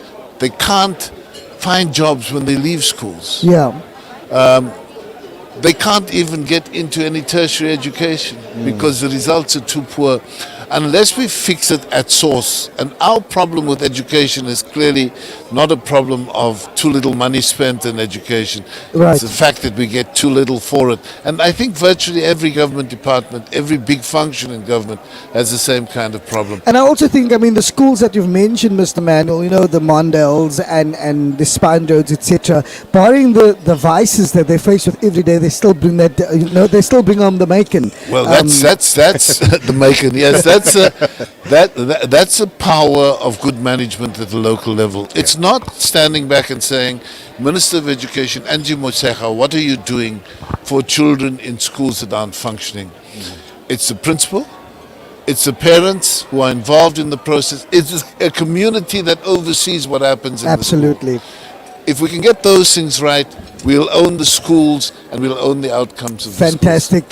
Former Finance Minister Trevor Manuel, thank you very much for your time this morning here on VOC Breakfast. Did you want to come in there quickly, Lukman? I just wanted to ask, in closing, your message to our community with regards to after hearing the budget speech and how we're going to be affected for the next couple of months. Well, I want to repeat that every government department must explain to communities how the money will be used, and communities must be involved in holding government to account for this. It's a pleasurable task. It's not heavy lifting, because if there's honesty, I think that exchange happens very, very quickly, and it's positive, and people always feel. I'll tell a last story. The Premier will forgive me. I was wandering around Mitchell's Plain one day, and I met a group of women. There were 6 of them, and I asked them what they're doing. I know some of them, and they told me they're the health committee. I said, what do you do? They said the hospital wasn't in Mitchell's Plain yet. It was a day hospital, and they said the nurses seemed not to care. They watched The Bold and the Beautiful when mothers are screaming in childbirth. So they stepped up and they went there, and they said to the hospital, the day hospital management, we are unhappy about the situation. Initially, they tried to push them away. These women weren't for the turning. Wow. And they kept going back and kept going back. And then the hospital management said, this is an asset that we have. Because when in winter, the medicines aren't there for people, for the illnesses, these people can help us. So they gave them taxi fare to get to Wales Street and go to the Department of Health. And there, what has become a very positive force came into being. And that health committee, in fact, liaises between the situation in Mitchell's Plain Now look at that. and the health department. That's active citizenry. That's what Correct. brings quality services, and the more we have of that, the better I think the quality of our democracy And will it be. equals, 100%. it also equals accountability then. That's it. 100%. Thank you so much, Thank former you. Thanks so much Finance for joining us this Minister Trevor Manuel, sharing comment with us around this. I want to also bring in, just before we go for a commercial break, no stranger to the airwaves of the Voice of the Cape. He's the Premier of the Western Cape, Premier Alan Wendy. Good morning. Good morning. Thank you very much. Great to be with you. As always, lovely chatting to you, Premier. You know, what do you make of the budget speech? I would assume that you would be happy and hoping that most of the budget gets spent here in the Western Cape. Yeah, you always want more and more money. But I mean, that is really encouraging that we do have some extra taxes coming in. I mean, listen, we're in a very tough environment, both globally and nationally and provincially. And it is always great to see when SARS has collected a bit more money. Glad to see Ed Kiswete here. He's also probably smiling as well. But then that means, and we'll see in our budget, what does that mean for provinces? Listening to the budget yesterday, already you can see we've been pushing very hard. We need more money for education, we need more money for health, and we need more money for social services, social development. And so I really am encouraged to see that there's extra allocations. Those numbers will be worked now, and then our budget speech next week, the week after, we'll be able to see exactly what that means. You know, we've seen in our education system, our schools, our teacher to learner ratio is getting worse. Because more and more people coming to the province for education. Population growth. You know, our population is going to grow by 1.4 million people in the next 8 years. Just 8 years. That is huge when it comes to healthcare, when it comes to education. Those are the big money items in our budget. And then, of course, what I would have liked to see more of is economic stimulus. You know, and it was quite a lot of the discussion here today. Nothing stops a bullet like a job. Nothing puts food on the table like a job. Nothing brings dignity to a family like a job. We need to be putting a lot more effort into economic opportunities and job creation. Premier, also, I mean, you know our demographic from a listenership perspective, right? The one thing that has been kind of in the news quite frequently, I would say over the last 6 weeks or so, was the whole issue about the walking bus. You know, where you were talking about nothing stops a bullet, job, etc., etc. You know, but and these stipends that were given to the walking bus employees, if you want to call them that, has obviously stopped come the 31st of December, and they wanted this to be implemented. Is that something that we can expect in the budget speech? Obviously, what you're talking now about is a municipal. It's not a provincial thing. Correct. So I don't know. I don't think the province is going to step into a municipality. They've got to obviously make up their minds on how they spend. I know that when I did speak to the mayor about it, they're looking at restructuring. So there's a different system coming out. But that was part of the discussion here today. Is the EPWP jobs, yes. Those social grant type processes. Now you can put more and more money into that, but that's not long-term sustainable.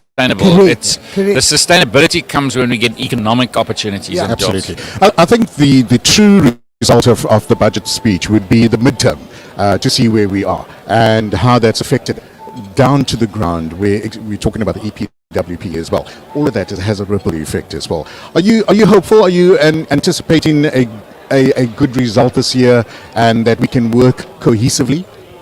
Well, I think, I mean, that's something that I work on, and I have worked on since the beginning of my term, is how to build relationships with our neighboring provinces. How do I build relationships at a national level? You know, I think a lot of our time we spend fighting. Sometimes you've got to fight, but sometimes you also need to say, well, how can we do this in a different and a better way? I always seem to end up fighting with our police minister. But that's his job. Well, you know, I think he should be delivering far more to the crime hotspots than he is doing at the moment. I got a message now the other day. It looks like there's 4 billion underspend in the police budget. I mean, that can't be when people are dying on our streets on a daily basis. I mean, come on. We need those resources. I'm really excited to see that the the billion rand that we've put into fighting crime and putting boots on the ground, which I mean the minister was angry about. Absolutely. We're overstepping our mark, he says. But I already see now in the 10 murder hotspots, there's one province in the country where the stabilization in murder rates. Now we've got to see it coming down. Yeah. So surely if something works, add resources to something that's working. There's a lot that we do right in our city as well. And are you in conversation with the rest of the provinces and how we can actually implement that and help other provinces get down some of the stats? Yeah, I mean, I always, as I said in the beginning, try to build relationships. I'm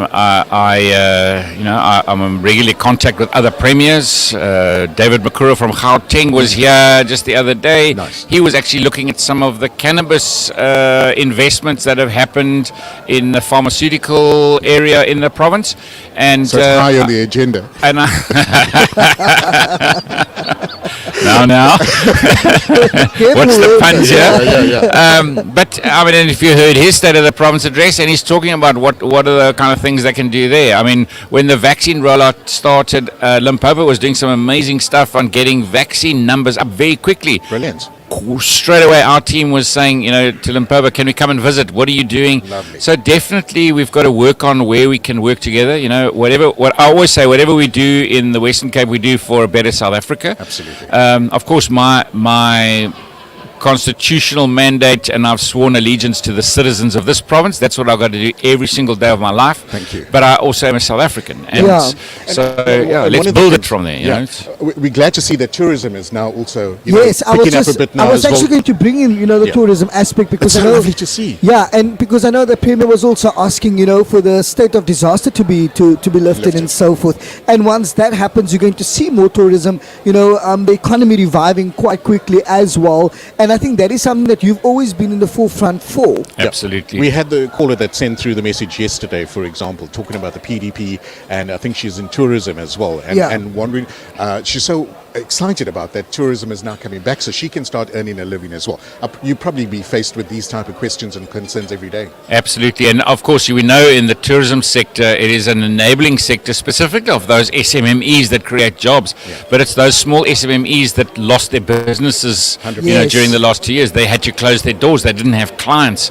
Now what we've got to do is hopefully now the opportunity is that they can open their doors again. They can get those vehicles of theirs back on the road and take a tourist to an event, or I mean, and it's from small to big. I was sitting next to the CEO of the convention center, and she was saying, she can see the bookings coming back. Brilliant. Now, as soon as the bookings come back, the next thing, the hotel beds start filling up. The chefs start getting their jobs back. Even here at the convention center, they had to retrench 100 people. Wow. Those jobs are coming back. And then for me, the most important are those small businesses. The little bakery starts baking again. Absolutely. And the guy who's the tour guide, or the lady who's the tour guide, she starts, the person who's got a back bedroom in their home that used to be on B&B, it's now going to happen again. That money paid school fees, Absolutely. that money put food on the table, and for 2 years, that industry has taken a huge beating. So it's exciting. I saw long queues at the airport the other day of incoming passengers. And not just the COVID Minister, protocols. I'm told that you need to leave as well, but I just want to throw a spanner in the works, if you don't mind. Always quickly. do that. It's fine. Minister, we know that you also delivered your State of the Province address, right? And that was also, as always, it would be met with a lot of criticism from opposition parties, within the provincial legislature. But if you were to look at some of the concerns that they have raised, I know we're talking post or not even budget speech at this point in time. They were talking about, for example, the whole scandal with the former MEC Albert Fritz. That's an investigation that's still ongoing at this point. But they also were talking about, for example, and they pointed it out to have the DA provincial level, having sex pests, quote unquote. Are you doing anything within your power to also iron out those kind of issues and to actually do what needs to be done? Okay, so absolutely. I mean, listen, GBV is a huge scourge in our country, in our province, and everywhere it raises its head, we've got to deal with it. I mean, my strong message is to the men of our province, guys, we men are the perpetrators. Yeah. It's not cool to make sexist jokes, let alone, and that's where it starts and then ends up in gender-based violence, abuse of women. So, of course, I mean, I've got a direct case within my cabinet. I was hoping to deal with it within 14 days, but it's an independent investigation. My legal team came back to me to say it looks like all of the interviews have been completed by the investigator.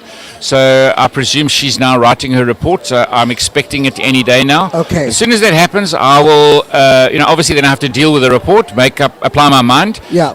And then whatever happens out of that report, I will do, and then also make it public. Please call me. Yeah. Glenn, very quickly, are we also going to get on a bike with Minister as well? Yes, please. I saw that the other day. So are we planning to as well? Yes, it's possibly a tandem where he leads. Yes. Listen, we're going to have to wrap it up. Premi, thank you very much for your time. Your pleasure. As always, lovely chatting to you. Thank You've got you. my number. Call me. I'll I call want you. to know the first about the report. Okay. Thank you so much. Thanks a lot. Cheers. 8:30. It's time for your latest news headlines and the news at the bottom of the hour.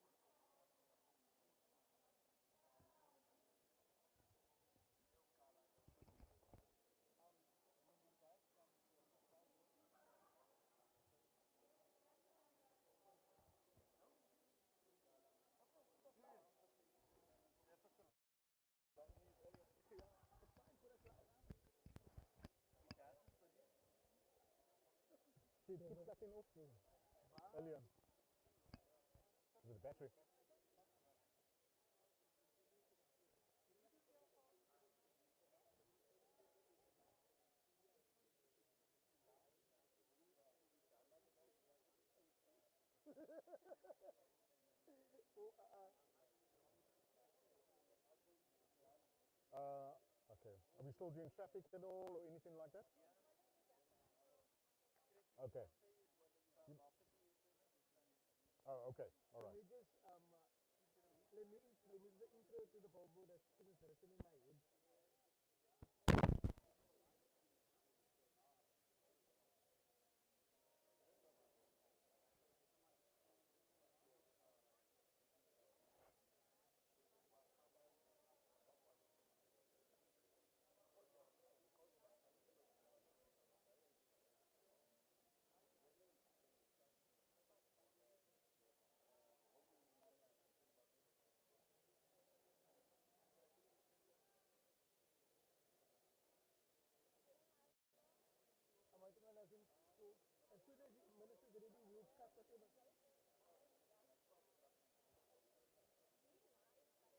Yeah. Yeah.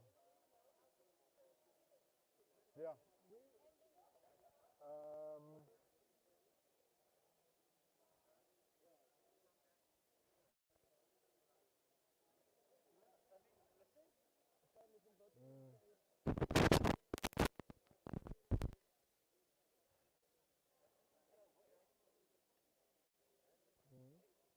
I'm used to this. I've done quite a bit of this. Yeah, it's very lekker. And the thing is, the timing.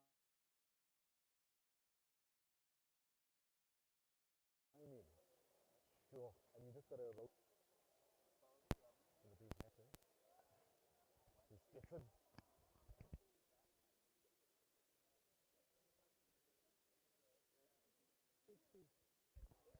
Are we confirm with the now let's all get to the flag.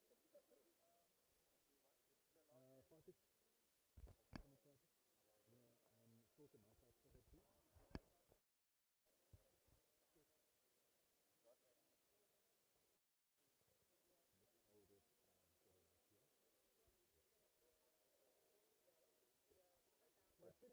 Spoken myself for the two.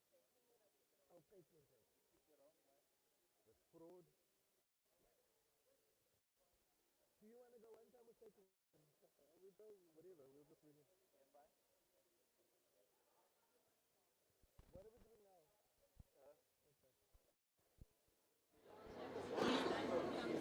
Yeah.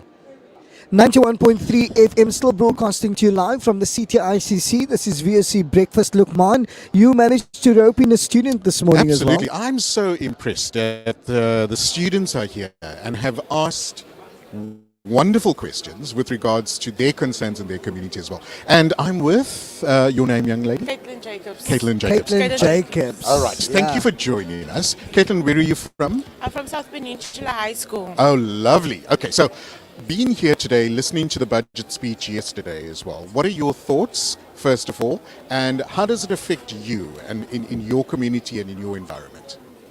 I think that the budget was well set out. Affecting me as a student, education. So they allocated 282.8 billion to the basic education, which will help. There's more money to employ more teachers, because in some areas schools have 75 students for one teacher. Wow. Yeah. Wow. So it means that they're setting up the children for failure. So with more teachers, there's less students in the classroom. Then the teacher can focus on the students that need help. So are you saying you are hoping that they employ more teachers Yes. at those schools so that they can reduce the amount of Yes. learners in the class? Because if there's 75 students in the class, Yeah. the teacher won't have time to look at each child Individually. Yes. Okay. And then some students get left behind. Right. That's a And very good point. Yeah. No, and I mean she's a prefect at South Peninsula High School. Yeah. She would also know that these are the challenges that they are faced with on a daily basis, especially schools on the Cape Flats. Yes. They face this all the time. It's one of the issues I'm sure you hear every day as well. But being part of our young people, being part of our future leaders, okay, where do you see yourself in the next couple of years? What type of industry are you encouraged to go into? I want to business. I look at you. It could, Nice. business management or business marketing. Okay, business marketing. Marketing. Okay, is that what you're hoping to do as well? What are the concerns with you and your friends right now with regards to our country, the economy, and where do you see it going in the next couple of months? With the reducing tax, households have more money to spend. As I come from a home where my mom is a single parent, so there's more money to spend on household things like electricity, and electricity is expensive. Water is expensive, so more money to play around with. I like the fact that you're going to go and study business because you've got a business mind. You're already thinking that way. Thank you very much, Caitlin Jacobs from South Peninsula High School. She's a prefect. All of the very best to you and the and the matriculants. Okay, all of the very best. Well, time now moving on to 8:37 here on VSC Breakfast. This traffic report is very quickly brought to you by Market Toyota. Lukman, what's happening on the roads? All right, we can actually look out the window and have a look here at the foreshore to see what's happening on the roads, because it's AM traffic coming through. Heavy congestion on the N1 inbound at Lower Church, so do expect delays in that area as well. Also congestion on the N1 inbound at Plattekloof, so do expect delays in that area. Also into Victoria Road, heavy traffic in that area as well. Let us know what's happening in the traffic on our WhatsApp line, 0829 913 913. Right, so just before we go for our commercial news, the gentleman, of course, spotlight is on him at the moment. He's our finance minister, Minister Enoch Godongwana. Good morning, Minister. Thank you so much for joining us here on VSC Breakfast. Good morning. Minister, let me just quickly, just tell you very quickly that Voice of the Cape is the first and the oldest Muslim broadcaster in South Africa. So our demographic is very layman's terms. Our concerns that we have from a financial perspective is very basic. So we're not going to talk about the millions and the billions that you were talking about. I want to tell you, Minister, that yesterday when you've delivered your maiden budget speech, thank you very much, for the manner in which you have delivered that speech. You've created a lot of optimism. A lot of people are now feeling a lot more confident in the manner in which you have delivered that budget speech. I must be honest with you, you took me for a 6th day when you spoke about the few levies that we're not going to be touching this year. No, we're not going to increase the fuel levy this year. Brilliant. Minister, now also, the fuel levy you also spoke about. By not increasing this fuel levy, Yeah. indirectly I've saved the South African society 3.5 billion rand. Wow. That's a massive save. Yeah. 3.5 billion rand. And Minister, I also believe that you and your department and or the relevant departments will be looking at a structure with regards to the continuous increase of the fuel price. In fact, it is my intention that over time, the fuel price must go down. Thank you so much, Minister. I think I must come and work for you. Let's talk about the pensionable salary that you spoke about. You've increased that to 90 rand. Yeah. And this is something... 90,000. 90,000? In other words, if per annum you are earning less than 90,000, you are not paying tax. You're not paying tax. Okay, so that is with your pensionable salary, right? Yeah.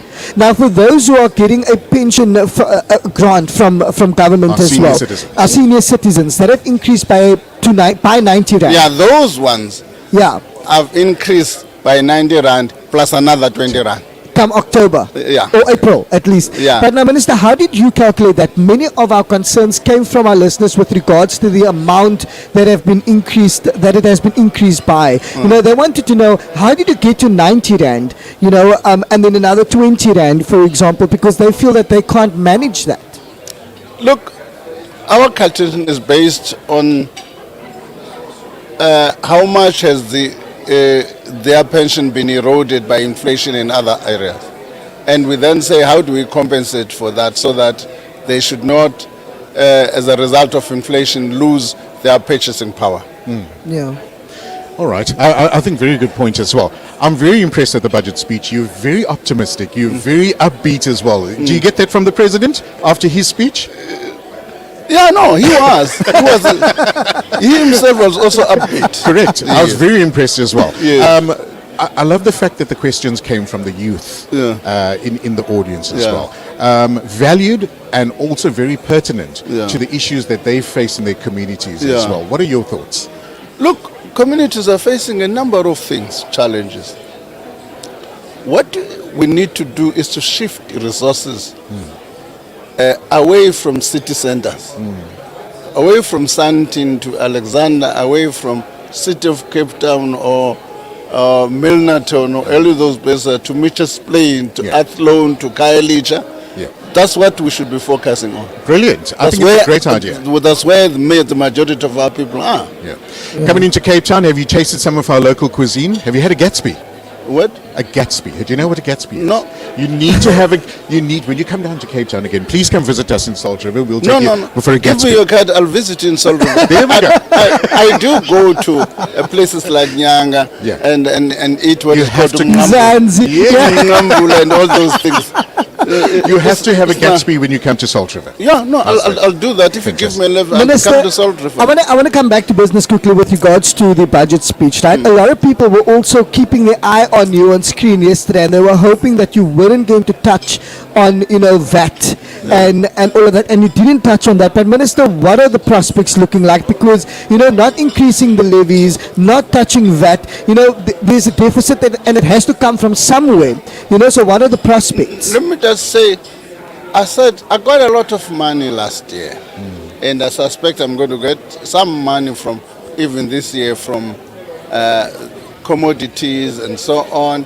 And then I asked myself, why should I take South Africans if there's this income, which is, for now, I must give South Africans a break. Please, thank you. And use this funding to fund whatever I can. Yeah. So that's what I've done. The deficit was rather concerning, though, with regards to last year's budget and the amount of surplus that was left over as Yeah. well. Are we going to monitor that going forward? Yes, we are looking at every amount closely. As I'm saying to you now, after the budget from March onwards, I need to go down. Yeah. I'm more than happy to come to Salt River. I'm more than happy to come to Mitchell's Plain. I'm more to Khayelitsha. Talk to people, understand what is to be done. Yeah, the midterm budget speech as well, I think, is going to be watched quite closely with regards to an update as well. All of these travels would have informed me as to what the thinking is.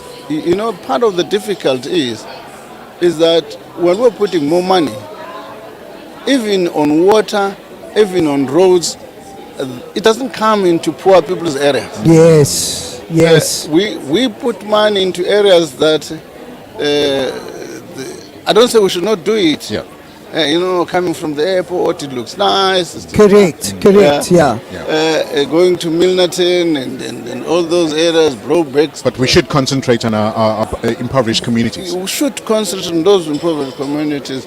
But in particular, when you're building the road there using labor-based methods, we are getting the youth in that area to be able to work. Right. Minister, we're going to have to... There's a place in, I think it's in Athlo, and where they train people on ICT skills. Okay.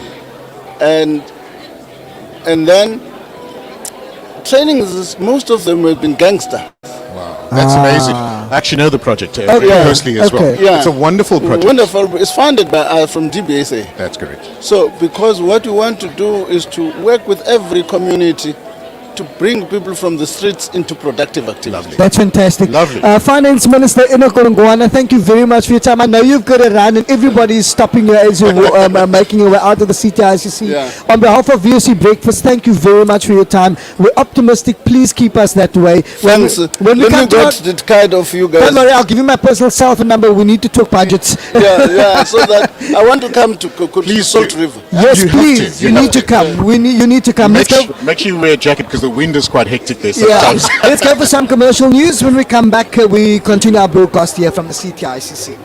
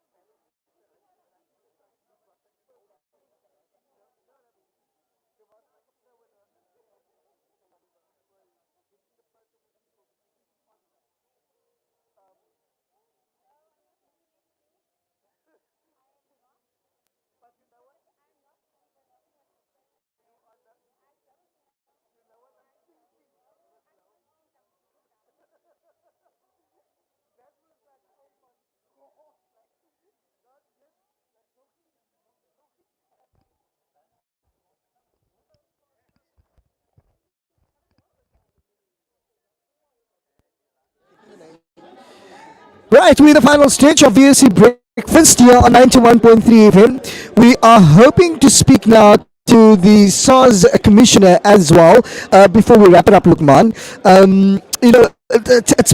Somebody asked me whether or not it was a balanced thing that we had, and I was saying that it's not a matter of it being balanced or not. It boiled down to the fact that VSC Breakfast was here, relevant, present, and bringing you the pertinent issues that mattered to you. And I hope and I pray that you have benefited from this broadcast. Of course, it's Brimstone hosting it. The ECBC was live between 7 and 8. VOC Breakfast was live from 6:30 this morning. And oh, by the way, Maiden, your OB, by the way. Your Maiden OB, yeah. Maiden OB at VOC. I've been doing this for many years, Gulam. Yeah, Maiden OB. I'm all too glad to be part of the team and being here and experiencing and bringing our opinions, thoughts, and the relevant people to the community as well, because that's what this job is all about. We take selfies and we engage with certain people as well, but we never forget that all this is all part of our community, being part of our community. 100%. And I mean, we I don't know, but I don't know if you get the same vibe from Finance Minister Enoch Godongwana, but I got that vibe from him.